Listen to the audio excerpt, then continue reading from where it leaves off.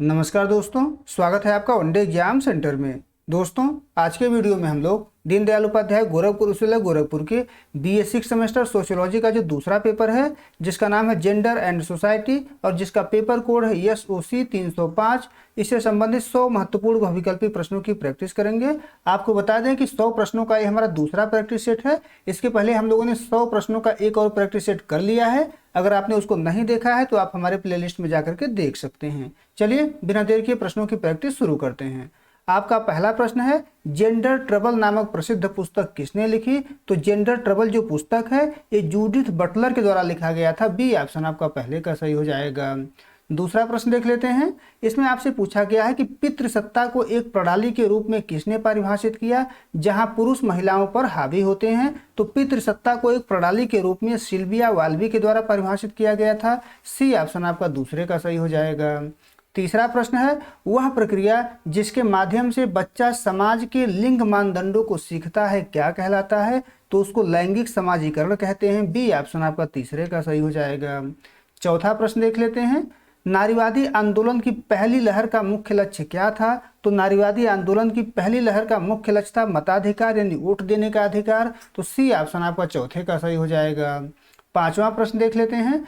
इसमें आपसे पूछा गया है कि सेक्स को प्रकृति की देन माना जाता है जबकि जेंडर को की देन है, यानी किसका देन है आपसे पूछा गया है? तो जेंडर जो है संस्कृति और समाज की देन है। बी ऑप्शन आपका पांचवें का सही हो जाएगा। छठा प्रश्न है, महिला सशक्तिकरण के लिए भारत में कौन सा मंत्रालय मुख्य रूप से जिम्मेदार है? तो महिला सशक्तिकरण के लिए भारत में महिला एवं बाल विकास मंत्रालय जिम्मेदार है। सी ऑप्शन आपका छठवें का सही हो जाएगा। सातवां प्रश्न है, लैंगिक न्याय का अर्थ है। लैंगिक न्याय का क्या अर्थ है? तो महिलाओं और पुरुषों को कानून और समाज में समान अधिकार मिलना लैंगिक न्याय कहलाता है। बी ऑप्शन आपका सातवें का सही हो जाएगा। आठवां प्रश्न है, सतत विकास लक्ष्य में लैंगिक समानता किस नंबर का लक्ष्य है? तो सतत विकास लक्ष्य में लैंगिक समानता जो है वो लक्ष्य 5 है। सी ऑप्शन आपका आठवें का सही हो जाएगा। आगे बढ़ते हैं, नौवां प्रश्न देख लेते हैं। इसमें आपसे पूछा गया है कि पितृसत्ता शब्द का मूल ग्रीक शब्द पैट्रियार्केस का क्या अर्थ है? तो इसका अर्थ होता है परिवार का मुखिया। ए ऑप्शन आपका सही हो जाएगा। आगे बढ़ते हैं, 10वां प्रश्न देख लेते हैं। सेक्सुअल पॉलिटिक्स पुस्तक की लेखिका कौन है? तो सेक्सुअल पॉलिटिक्स जो पुस्तक है वो केट मिलेट के द्वारा लिखा गया है। ए ऑप्शन आपका 10वें का सही हो जाएगा। आगे बढ़ते हैं, 11 नंबर प्रश्न है, लिंग के आधार पर दोहरा भोज किसे कहते हैं? तो लिंग के आधार पर दोहरा भोज जो है घर का काम और बाहर का रोजगार दोनों करना, इसको कहते हैं। तो बी ऑप्शन आपका 11 का सही हो जाएगा। 12 नंबर प्रश्न है, भारत में महिला स्वरोजगार योजना को अब किस नाम से जाना जाता है? तो भारत में महिला स्वरोजगार योजना को अब जो है राष्ट्रीय ग्रामीण आजीविका मिशन के नाम से जाना जाता है। 12 का बी ऑप्शन आपका सही हो जाएगा। 13 नंबर प्रश्न देख लेते हैं। इसमें आपसे पूछा गया है कि समाज शास्त्रीय दृष्टिकोण से मातृत्व क्या है? तो समाज शास्त्रीय दृष्टिकोण से मातृत्व जो है एक सामाजिक संस्था और सांस्कृतिक निर्माण है। बी ऑप्शन आपका 13 का सही हो जाएगा। आगे बढ़ते हैं, 14 नंबर प्रश्न देख लेते हैं। इसमें पूछा गया है अदृश्य श्रम शब्द का प्रयोग किसके लिए किया जाता है? तो अदृश्य श्रम शब्द का प्रयोग महिलाओं के घरेलू और देखभाल के कार्यों के लिए किया जाता है। बी ऑप्शन आपका 14 का सही हो जाएगा। 15 नंबर प्रश्न है, भारत में चिपको आंदोलन में महिलाओं की भूमिका किस लिए महत्वपूर्ण थी? तो चिपको आंदोलन में महिलाओं की भूमिका जंगलों को बचाने के लिए महत्वपूर्ण थी। ए ऑप्शन आपका 15 का सही हो जाएगा। 16 नंबर प्रश्न है, जेंडर गैप इंडेक्स कौन जारी करता है? तो जेंडर गैप इंडेक्स जो है विश्व आर्थिक मंच के द्वारा जारी किया जाता है। सी ऑप्शन आपका 16 का सही हो जाएगा। 17 नंबर प्रश्न है, लिंग के संदर्भ में समानता बनाम समता में समता का अर्थ है, क्या अर्थ है आपको बताना है? तो इसका अर्थ है जरूरत और परिस्थितियों के अनुसार निष्पक्षता बरतना। बी ऑप्शन आपका 17 का सही हो जाएगा। 18 नंबर प्रश्न है, स्त्री पुरुष तुलना पुस्तक 1882 में किसने लिखी थी? तो स्त्री पुरुष तुलना जो पुस्तक है वो ताराबाई शिंदे के द्वारा लिखा गया था। बी ऑप्शन आपका 18 का सही हो जाएगा। 19 नंबर प्रश्न है, हिंदू विवाह अधिनियम किस वर्ष लागू हुआ? तो हिंदू विवाह अधिनियम जो है 1955 में लागू हुआ था। बी ऑप्शन आपका 19 का सही हो जाएगा। 20 नंबर प्रश्न है, भारत में स्वच्छ भारत मिशन के तहत महिलाओं के लिए किस सुविधा पर जोर दिया गया? तो स्वच्छ भारत मिशन के तहत महिलाओं के लिए शौचालय और स्वच्छता पर जोर दिया गया। बी ऑप्शन आपका 20वें का सही हो जाएगा। 21 नंबर प्रश्न देख लेते हैं। मैस्कुलिनिटी के अध्ययन में हेजोमोनिक मैस्कुलिनिटी का विचार किसने दिया? तो इस विचार को जो है R.W. कोनेल ने दिया था। ए ऑप्शन आपका 21 का सही हो जाएगा। 22 नंबर प्रश्न देख लेते हैं। पिंक टैक्स क्या है? पिंक टैक्स क्या होता है? तो महिलाओं के उत्पादों पर लगने वाली अतिरिक्त कीमत पिंक टैक्स कहलाती है। बी ऑप्शन आपका 22 का सही हो जाएगा। 23 नंबर प्रश्न है। पब्लिक बनाम प्राइवेट क्षेत्र का विभाजन महिलाओं को किस क्षेत्र तक सीमित करता है? तो यह जो है महिलाओं को निजी यानी कि घरेलू क्षेत्र में सीमित करता है। बी ऑप्शन आपका 23 का सही हो जाएगा। आगे बढ़ते हैं। 24 नंबर प्रश्न देख लेते हैं। नारीवाद की दूसरी लहर का प्रमुख नारा क्या था? तो नारीवाद की दूसरी लहर का प्रमुख नारा था व्यक्तिगत ही राजनीतिक है। बी ऑप्शन आपका 24 का सही हो जाएगा। 25 नंबर प्रश्न है। कौटुंबिक व्यभिचार या घरेलू हिंसा का शिकार होने की संभावना सबसे अधिक किसे होती है? तो घरेलू हिंसा के शिकार होने की संभावना सबसे अधिक बच्चों और महिलाओं को होता है। बी ऑप्शन आपका 25वें का सही हो जाएगा। 26 नंबर प्रश्न है। भारत में लिंग चयन को रोकने हेतु मुखबिर योजना किस राज्य में प्रभावी ढंग से शुरू की? तो मुखबिर योजना जो है हरियाणा के द्वारा शुरू किया गया। सी ऑप्शन आपका 26 का सही हो जाएगा। 27 नंबर प्रश्न है। फेमिनाइजेशन ऑफ पॉवर्टी यानी गरीबी का महिलाकरण का अर्थ है? तो इसका अर्थ होता है दुनिया के गरीबों में महिलाओं की संख्या का अनुपात बढ़ रहा है। बी ऑप्शन आपका 27 का सही हो जाएगा। 28 नंबर प्रश्न देख लेते हैं। मैत्री वंश समाज भारत के किस राज्य में पाया जाता है? तो मैत्री वंश समाज जो है भारत के मेघालय राज्य में पाया जाता है, खासी जनजाति में। बी ऑप्शन आपका 28 का सही हो जाएगा। 29 नंबर प्रश्न है। जेंडर पे गैप का अर्थ है? जेंडर पे गैप का अर्थ होता है समान काम के लिए पुरुष और महिला के वेतन में अंतर। ए ऑप्शन आपका 29 का सही हो जाएगा। 30 नंबर प्रश्न है। निम्नलिखित में से कौन सी एक नारीवादी विचारधारा की शाखा नहीं है? तो नारीवादी विचारधारा की शाखा जो है फांसीवादी नारीवाद नहीं है। सी ऑप्शन आपका 30वें का सही हो जाएगा। आगे बढ़ते हैं। 31 नंबर देख लेते हैं। किन्नर व्यक्तियों के लिए भारत का पहला विश्वविद्यालय कहाँ खोला गया? तो किन्नर व्यक्तियों के लिए भारत का पहला विश्वविद्यालय कुशीनगर में खोला गया है, उत्तर प्रदेश के। बी ऑप्शन आपका 31 का सही हो जाएगा। 32 नंबर प्रश्न देख लेते हैं। जेंडर सेंसिटिविटी की आवश्यकता क्यों है? तो जेंडर सेंसिटिविटी की आवश्यकता जो है लैंगिक पूर्वाग्रहों को खत्म करने के लिए है। बी ऑप्शन आपका 32 का सही हो जाएगा। 33 नंबर प्रश्न है। लिंग अनुपात किस आयु वर्ग के लिए मापा जाता है? शिशु लिंग अनुपात यहाँ कर लीजिएगा। शिशु लिंग अनुपात किस आयु के वर्ग के लिए मापा जाता है? तो शिशु लिंग अनुपात में 0 से 6 वर्ष तक के बच्चे शामिल किए जाते हैं। बी ऑप्शन आपका 33 का सही हो जाएगा। 34 नंबर प्रश्न है। वंदना, यहाँ वंदना शिवा कर लीजिएगा। वंदना शिवा का नाम किस क्षेत्र से जुड़ा हुआ है? तो वंदना शिवा का जो नाम है वो पर्यावरण और इको फेमिनिज्म में जुड़ा हुआ है। ए ऑप्शन आपका सही हो जाएगा। आगे बढ़ते हैं। 35 नंबर प्रश्न देख लेते हैं। पहुंच और नियंत्रण का जेंडर विश्लेषण किससे संबंधित है?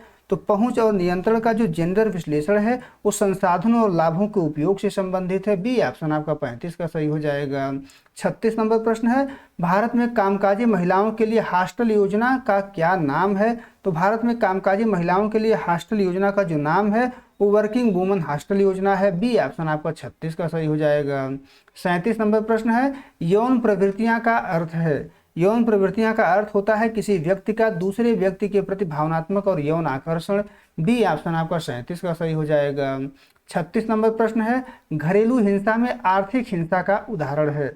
तो घरेलू हिंसा में आर्थिक हिंसा का उदाहरण होता है स्त्री धन या आय पर जबरन कब्जा करना। सी ऑप्शन आपका 38 का सही हो जाएगा। 39 नंबर प्रश्न है। जेंडर ऑडिट का मुख्य उद्देश्य क्या है? जेंडर ऑडिट का मुख्य उद्देश्य होता है संस्था की नीतियों में लैंगिक समानता का मूल्यांकन करना। बी ऑप्शन आपका 39 का सही हो जाएगा। 40 नंबर प्रश्न है। पितृसत्ता महिलाओं को किस तरह प्रभावित करती है? तो पितृसत्ता जो है उनके अवसरों और विकल्पों को सीमित करती है। बी ऑप्शन आपका 40 का सही हो जाएगा।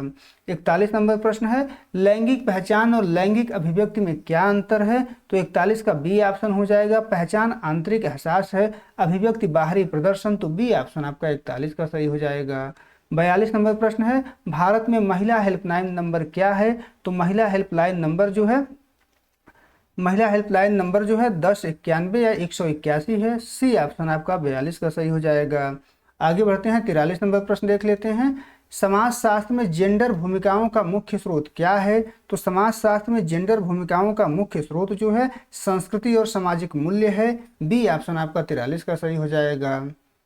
44 नंबर प्रश्न है, नारीवाद की ब्लैक फेमिनिज्म शाखा किन दो संघर्षों को जोड़ती है? तो ब्लैक फेमिनिज्म शाखा जो है लिंग और प्रजाति को जोड़ती है। बी ऑप्शन आपका 44 का सही हो जाएगा। 45 नंबर प्रश्न है, मिस्टेक ऑफ फेमिनिटी पुस्तक की लेखिका कौन है? तो इस पुस्तक की लेखिका जो है बेट्टी फ्रीडन को माना जाता है। बी ऑप्शन आपका 45 का सही हो जाएगा। आगे बढ़ते हैं। 46 नंबर प्रश्न है, महिला सशक्तिकरण के 3 मुख्य आयाम क्या हैं? तो महिला सशक्तिकरण के 3 मुख्य आयाम जो हैं सामाजिक, आर्थिक और राजनीतिक हैं। बी ऑप्शन आपका 46 का सही हो जाएगा। 47 नंबर प्रश्न है, भारत में दहेज को एक सामाजिक बुराई के रूप में किस अधिनियम द्वारा प्रतिबंधित किया गया? तो दहेज प्रतिषेध अधिनियम 1961 के द्वारा प्रतिबंधित किया गया। ए ऑप्शन आपका 47 का सही हो जाएगा। आगे बढ़ते हैं। 48 नंबर प्रश्न है, जेंडर स्टीरियोटाइप को तोड़ने का सबसे प्रभावी माध्यम क्या है? तो इसका सबसे प्रभावी माध्यम है शिक्षा और मीडिया द्वारा सकारात्मक चित्रण। बी ऑप्शन आपका 48 का सही हो जाएगा। 49 नंबर प्रश्न है, सीडा का पूर्ण रूप क्या है? तो सीडा का पूर्ण रूप होता है महिलाओं के प्रति भेदभाव के उन्मूलन पर कन्वेंशन। ए ऑप्शन आपका 49 का सही हो जाएगा। 50 नंबर प्रश्न है, भारत में बेटी बचाओ बेटी पढ़ाओ का ब्रांड एम्बेसडर शुरुआत में किसे बनाया गया था? तो शुरुआत में इसका ब्रांड एम्बेसडर जो है माधुरी दीक्षित को बनाया गया था। बी ऑप्शन आपका 50वें का सही हो जाएगा। 51 नंबर प्रश्न देख लेते हैं। समाजशास्त्री टैलकाट पार्सन्स ने परिवार में पुरुष की भूमिका को क्या कहा है? तो परिवार में पुरुष की भूमिका को इनके द्वारा कहा गया है वाद्य यंत्रात्मक भूमिका। सी ऑप्शन आपका सही हो जाएगा। आगे बढ़ते हैं। 52 नंबर प्रश्न है, जेंडर शब्द पहली बार प्रयोग समाजशास्त्र में किस दशक में प्रमुखता से हुआ? तो जेंडर शब्द का पहली बार जो प्रयोग है समाजशास्त्र में वो 1970 के दशक में प्रमुखता से हुआ था। सी ऑप्शन आपका 52 का सही हो जाएगा। 53 नंबर प्रश्न देख लेते हैं। नारीवादी अनुसंधान की मुख्य विशेषता क्या है? तो नारीवादी अनुसंधान की मुख्य विशेषता है यह महिलाओं के अनुभवों को केंद्र में रखता है। बी ऑप्शन आपका 53 का सही हो जाएगा। 54 नंबर प्रश्न है, ग्लास एक्सेलरेटर शब्द का क्या अर्थ है? तो ग्लास एक्सेलरेटर शब्द का अर्थ है महिला प्रधान व्यवसायों में पुरुषों का तेजी से आगे बढ़ना। बी ऑप्शन आपका 54 का सही हो जाएगा। 55 नंबर प्रश्न है, मानव अधिकार दिवस कब मनाया जाता है? तो मानव अधिकार दिवस जो है 10 दिसंबर को मनाया जाता है। सी ऑप्शन आपका 55 का सही हो जाएगा। 56 नंबर प्रश्न देख लेते हैं। इसमें आपसे पूछा गया है कि भारत में राष्ट्रीय बालिका दिवस कब मनाया जाता है? तो भारत में राष्ट्रीय बालिका दिवस जो है 24 जनवरी को प्रतिवर्ष मनाया जाता है। ए ऑप्शन आपका 56 का सही हो जाएगा। 57 नंबर प्रश्न है, पितृसत्ता के अंतर्गत पुत्र वरीयता का क्या अर्थ है? तो पुत्र वरीयता का अर्थ होता है लड़के को लड़की से अधिक महत्व देना। बी ऑप्शन आपका 57 का सही हो जाएगा। 58 नंबर प्रश्न है, नारीवादी दृष्टिकोण के अनुसार राज्य की प्रकृति कैसी है? तो राज्य की प्रकृति जो है अक्सर पितृसत्तात्मक हितों का समर्थन करने वाली है। बी ऑप्शन आपका 58 का सही हो जाएगा। 59 नंबर प्रश्न है, विवाह एक सामाजिक संस्था के रूप में लिंग असमानता को कैसे बढ़ावा दे सकती है? तो 59 का बी ऑप्शन सही हो जाएगा, महिलाओं पर घरेलू कार्यों और पुरुष की अधीनता थोपकर। 59 का बी ऑप्शन आपका सही हो जाएगा। 60 नंबर प्रश्न है, जेंडर और विकास मॉडल किस पर जोर देता है? तो जेंडर और विकास मॉडल समाज की पूरी संरचना और संबंधों को बदलने पर जोर देता है। बी ऑप्शन आपका 60वें का सही हो जाएगा। 61 नंबर प्रश्न है, सेकेंडरी स्टेटस यानी द्वितीयक स्थिति समाज में किसे दी जाती है? तो द्वितीयक स्थिति समाज में जो है महिलाओं को दी जाती है पितृसत्तात्मक समाजों में। तो बी ऑप्शन आपका 61 का सही हो जाएगा। 62 नंबर प्रश्न है, सती का अर्थ क्या माना जाता है? तो सती का अर्थ जो है एक शुद्ध और पतिव्रता महिला जो अपने पति की चिता पर जल जाए। बी ऑप्शन आपका 62 का सही हो जाएगा। 63 नंबर प्रश्न है, जेंडर पैरिटी का अर्थ है? जेंडर पैरिटी का अर्थ होता है महिला और पुरुष का अनुपात बराबर होना। बी ऑप्शन आपका 63 का सही हो जाएगा। 64 नंबर प्रश्न है, यौन उत्पीड़न कार्यस्थल पर न हो इसके लिए गठित समिति को क्या कहते हैं? तो इसके लिए जो समिति गठित की जाती है उसको जो है आंतरिक शिकायत समिति कहते हैं। ए ऑप्शन आपका 64 का सही हो जाएगा। 65 नंबर प्रश्न है, man are from Mars woman are from Venus पुस्तक के लेखक कौन हैं? तो इस पुस्तक के लेखक जो है जॉन ग्रे हैं। ए ऑप्शन आपका 65 का सही हो जाएगा। आगे बढ़ते हैं। 66 नंबर प्रश्न है, पितृसत्ता का आधुनिक स्वरूप कहाँ देखने को मिलता है? तो पितृसत्ता का आधुनिक स्वरूप जो है, पितृसत्ता का आधुनिक स्वरूप विज्ञापनों में, महिलाओं के वस्तुकरण में, डिजिटल जेंडर गैप में, कार्यस्थल पर भेदभाव में, सभी जगह देखने को मिलता है। तो डी ऑप्शन आपका सही हो जाएगा, उपरोक्त सभी। 67 नंबर प्रश्न है, लिंग संवेदी शिक्षा का उद्देश्य है? तो लिंग संवेदी शिक्षा का उद्देश्य छात्रों में लैंगिक समानता के मूल्यों को विकसित करना। बी ऑप्शन आपका 67 का सही हो जाएगा। 68 नंबर प्रश्न है, सुकन्या समृद्धि योजना किससे संबंधित है? तो सुकन्या समृद्धि योजना जो है बालिकाओं की शिक्षा और भविष्य की बचत से संबंधित है। बी ऑप्शन आपका 68 का सही हो जाएगा। 69 नंबर प्रश्न है, कामुकता के बारे में फौलकाट का क्या विचार है? तो कामुकता के बारे में इनका विचार है कि यह सामाजिक शक्ति और ज्ञान द्वारा नियंत्रित है। बी ऑप्शन आपका 69 का सही हो जाएगा। 70 नंबर प्रश्न है, अंतर विभाजकता हमें क्या समझने में मदद करती है? तो अंतर विभाजकता जो है हमको कैसे लिंग, जाति और वर्ग मिलकर भेदभाव पैदा करते हैं, इसको समझने में मदद करती है। बी ऑप्शन आपका 70 का सही हो जाएगा। आगे बढ़ते हैं। 71 नंबर प्रश्न देख लेते हैं। पंडिता रमाबाई ने किसके लिए आर्य महिला समाज की स्थापना की? तो पंडिता रमाबाई ने महिलाओं की शिक्षा और उद्धार के लिए आर्य महिला समाज की स्थापना की। बी ऑप्शन आपका 71 का सही हो जाएगा। 72 नंबर प्रश्न है, घरेलू श्रम का आर्थिक मूल्यांकन न करने का परिणाम है? क्या परिणाम है? तो महिलाओं की आर्थिक निर्भरता, जीडीपी में कमी, श्रम का अवमूल्यन। तो डी ऑप्शन आपका सही हो जाएगा, उपरोक्त सभी। 73 नंबर प्रश्न है, समाजशास्त्री एनी ओकले ने किस विषय पर महत्वपूर्ण शोध किया है? तो एनी ओकले ने गृहिणी की भूमिका और घरेलू कार्य पर शोध किया है। बी ऑप्शन आपका 73 का सही हो जाएगा। 74 नंबर प्रश्न है, जेंडर बजटिंग की शुरुआत करने वाला पहला देश कौन सा था? तो जेंडर बजटिंग की शुरुआत करने वाला पहला देश जो है ऑस्ट्रेलिया था। बी ऑप्शन आपका 74 का सही हो जाएगा। 75 नंबर प्रश्न है, ईस्टर्न और वेस्टर्न फेमिनिज्म में मुख्य अंतर क्या है? तो ईस्टर्न और वेस्टर्न फेमिनिज्म में मुख्य अंतर जो है, वेस्टर्न व्यक्तिवाद पर जोर देता है, ईस्टर्न अक्सर समुदाय और संस्कृति पर। तो बी ऑप्शन आपका 75 का सही हो जाएगा। 76 नंबर प्रश्न है, प्रवास महिलाओं को कैसे सशक्त बना सकता है? तो प्रवास जो है महिलाओं को उन्हें आर्थिक स्वतंत्रता देकर, नए कौशल सिखाकर, आत्मविश्वास बढ़ाकर सशक्त बना सकता है। डी ऑप्शन आपका सही हो जाएगा, उपरोक्त सभी। 77 नंबर प्रश्न देख लेते हैं। इसमें आपसे पूछा गया है कि यौन हिंसा का मुख्य कारण क्या है? तो यौन हिंसा का मुख्य कारण पितृसत्तात्मक मानसिकता और नियंत्रण की भावना है। बी ऑप्शन आपका 77 का सही हो जाएगा। 78 नंबर प्रश्न है, भारत में महिला आरक्षित सीटों की अवधारणा सबसे पहले कहाँ लागू हुई? तो भारत में महिला आरक्षित सीटों की जो अवधारणा है वो सबसे पहले पंचायती राज संस्थाओं में लागू हुई। बी ऑप्शन आपका 78 का सही हो जाएगा। 79 नंबर प्रश्न है, the origin of the family, private property and the state के लेखक कौन हैं? तो इसके लेखक जो हैं उनको फ्रेडरिक एंगल्स नाम है उनका। बी ऑप्शन आपका 79 का सही हो जाएगा। 80 नंबर प्रश्न है, सांस्कृतिक नारीवाद किस पर जोर देता है? तो सांस्कृतिक नारीवाद जो है महिलाओं के विशिष्ट गुणों जैसे ममता, सहयोग की सराहना पर जोर देता है। ए ऑप्शन आपका 80 पर सही हो जाएगा।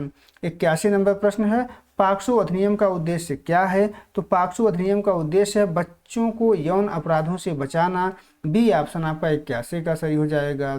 82 नंबर प्रश्न है, लिंग आधारित भेदभाव का प्रभाव समाज पर क्या पड़ता है?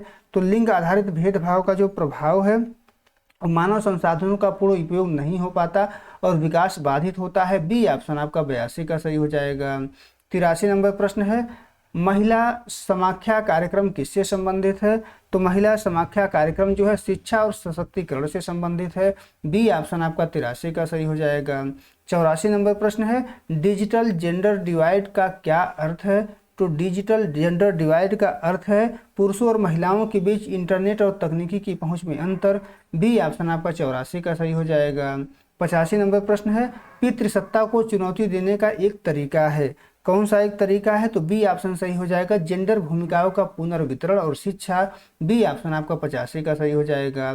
86 नंबर प्रश्न है, जेंडर और माइग्रेशन के अध्ययन में ब्रेन ड्रेन का महिलाओं पर क्या प्रभाव पड़ता है? तो ब्रेन ड्रेन पर महिलाओं का जो प्रभाव पड़ता है, अक्सर शिक्षित महिलाओं का कम कुशल कार्यों में फंसना। बी ऑप्शन आपका 86 का सही हो जाएगा। 87 नंबर प्रश्न है, मैरिटल रेप का अर्थ है तो इसका अर्थ होता है विवाह के भीतर पत्नी की सहमति के बिना यौन संबंध। बी ऑप्शन आपका 87 का सही हो जाएगा। 88 नंबर प्रश्न है, जेंडर सेंसिटिविटी को स्कूल पाठ्यक्रम में शामिल करना कहलाता है, क्या कहलाता है आपसे पूछा गया है, तो बहिष्कार कहलाता है। बी ऑप्शन आप सॉरी दोस्तों, मुख्य धारा कहलाता है। ए ऑप्शन आपका 88 का सही हो जाएगा। आगे बढ़ते हैं, 89 नंबर प्रश्न देख लेते हैं।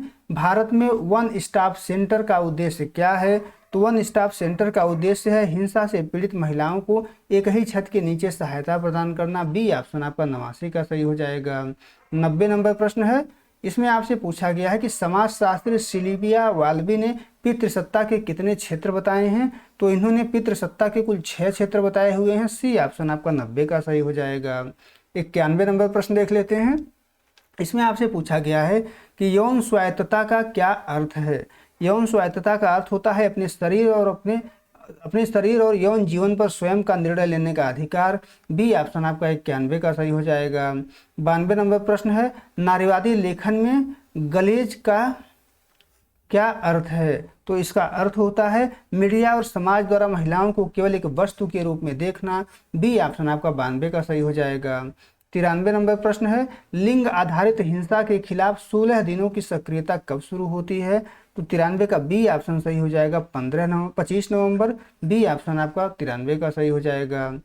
94 नंबर प्रश्न है, महिला अधिकार वैश्विक स्तर पर पहली बार किस सम्मेलन में प्रमुखता से उठाए गए, तो पहली बार जो है ये बीजिंग सम्मेलन 1995 में उठाए गए। बी ऑप्शन आपका 94 का सही हो जाएगा। 95 नंबर प्रश्न है, नारीवाद के अनुसार निजी क्षेत्र में भी राजनीति होती है, क्योंकि 95 का बी ऑप्शन सही हो जाएगा। वहां भी शक्ति और नियंत्रण का खेल होता है। बी ऑप्शन आपका 95 का सही हो जाएगा। 96 नंबर प्रश्न है, मातृत्व अवकाश को अब बढ़ाकर कितने हफ्ते कर दिया गया है, तो मातृत्व अवकाश को अब बढ़ाकर के 26 हफ्ते कर दिया गया है। बी ऑप्शन आपका 96 का सही हो जाएगा। 97 नंबर प्रश्न देख लेते हैं, जेंडर के अध्ययन में पॉलिसी का क्या महत्व है, तो पॉलिसी का जो महत्व है वो यह संसाधनों के न्याय संगत वितरण का मार्ग प्रशस्त करती है। बी ऑप्शन आपका 97 का सही हो जाएगा। 98 नंबर प्रश्न है, लैंगिक पूर्वाग्रह का क्या अर्थ है। लैंगिक पूर्वाग्रह का अर्थ है एक लिंग के प्रति अनुचित झुकाव या पक्षपात रखना। बी ऑप्शन आपका 98 का सही हो जाएगा। 99 नंबर प्रश्न है, सोशल कंस्ट्रक्शन ऑफ सेक्स की बात कौन करता है, यानी सेक्स का सामाजिक निर्माण, इसकी बात कौन करता है, तो उत्तर आधुनिक नारीवाद करता है। बी ऑप्शन आपका 99 का सही हो जाएगा। आगे बढ़ते हैं, 100 नंबर प्रश्न देख लेते हैं, महिला सशक्तिकरण का अंतिम लक्ष्य क्या है, तो महिला सशक्तिकरण का अंतिम लक्ष्य एक समता मूलक समाज जहां लिंग के आधार पर कोई भेदभाव न हो। बी ऑप्शन आपका 100 का सही हो जाएगा। उम्मीद है दोस्तों आपको वीडियो पसंद आया होगा। अगर वीडियो अच्छी लगी तो हमारे चैनल को सब्सक्राइब कर लीजिए, वीडियो को लाइक और शेयर कर दीजिए। बहुत बहुत धन्यवाद।